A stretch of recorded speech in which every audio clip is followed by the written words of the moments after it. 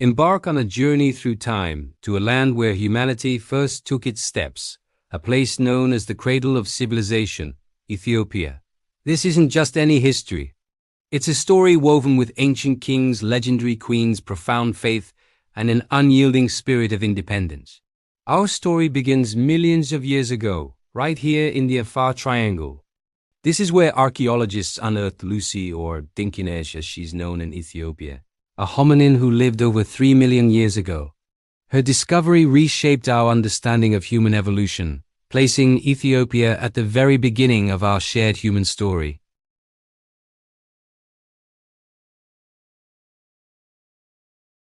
Fast forward to around the 8th century BC, and we witness the rise of a mysterious and powerful kingdom known as DMT.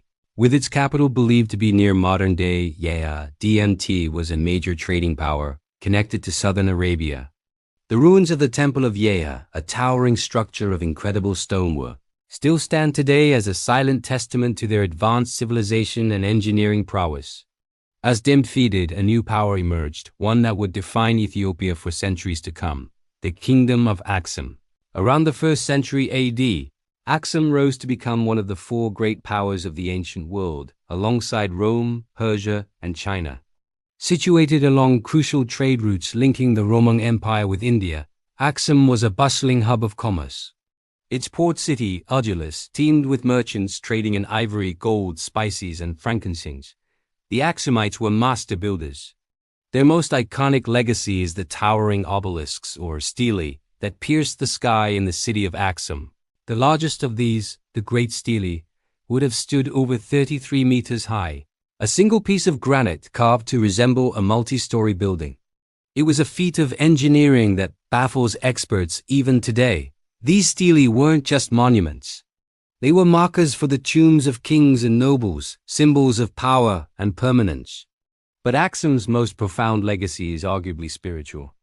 In the 4th century, King Ezana converted to Christianity, making Aksum one of the first empires in the world to officially adopt the faith. This decision forever shaped Ethiopia's identity. Christianity wasn't just a religion.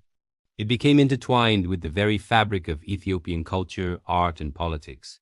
This is also the period when tradition says the Ark of the Covenant holding the 10 Commandments was brought to Ethiopia and housed in a chapel in Aksum, a belief held sacred by the Ethiopian Orthodox Tewahedo Church to this day. As the centuries passed and trade routes shifted, Aksum's power began to wane. This led to a period sometimes called the Dark Ages. But out of this era, a new dynasty emerged, the Zagwe. The Zagwe kings were renowned for their piety and their incredible architectural vision. Their crowning achievement is the magnificent city of Lalibela. In the 12th century, King Lalibela is said to have been divinely inspired to build a new Jerusalem in the Ethiopian highlands.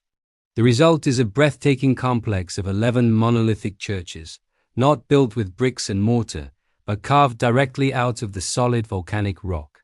Churches like Bet Georgis, the Church of St. George, shaped like a perfect cross and sunk into the earth, are marvels of human devotion and skill.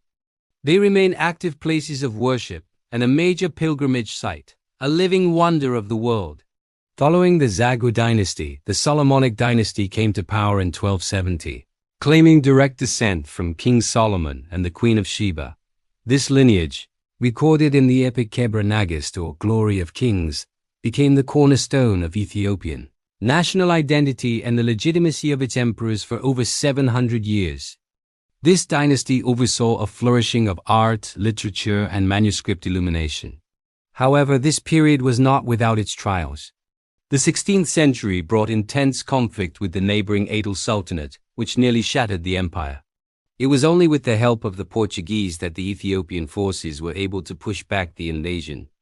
These interactions with Europe were complex, leading to attempts by Jesuit missionaries to convert the nation to Catholicism, which ultimately resulted in a civil war and the expulsion of the Jesuits, reinforcing Ethiopia's unique Orthodox Christian identity. The empire then entered a period of relative isolation, with its capital established in Gondar.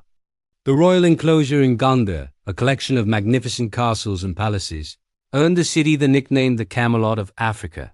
These fortresses, a fusion of Ethiopian Portuguese, And even Indian architectural styles show a kingdom that was isolated but still culturally dynamic. The 19th century was a time of monumental change. After a period of fragmentation known as the Era of Princes, Emperor Tewodros II began the process of reunifying and modernizing the nation. His successors, Johannes IV and especially Menelik II, continued this project. This was the era of the scramble for Africa, when European powers were carving up the continent. But Ethiopia stood firm.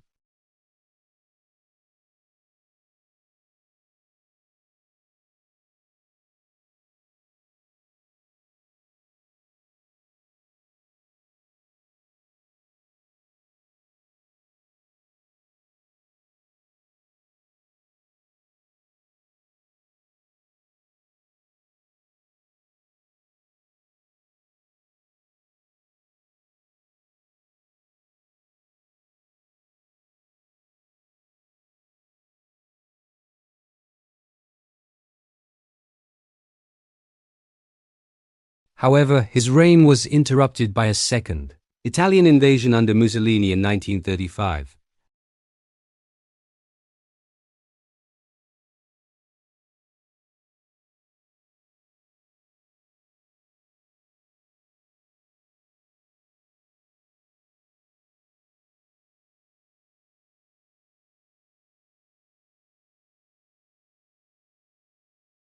In 1991, the Derg was overthrown, and Ethiopia began its transition towards a federal democratic republic. Today, Ethiopia is a nation of incredible diversity, with over 80 different ethnic groups and languages. It's a country of dramatic landscapes, from the scorching Danakil Depression to the lush Simien Mountains.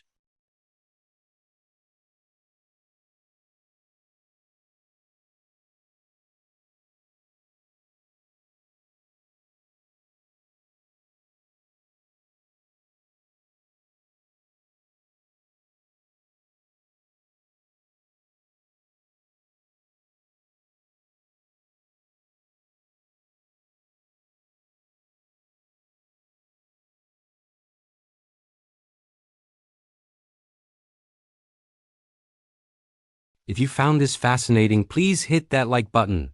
Subscribe for more deep dives into our world's amazing history, and share your thoughts in the comments below. Until next time, stay curious.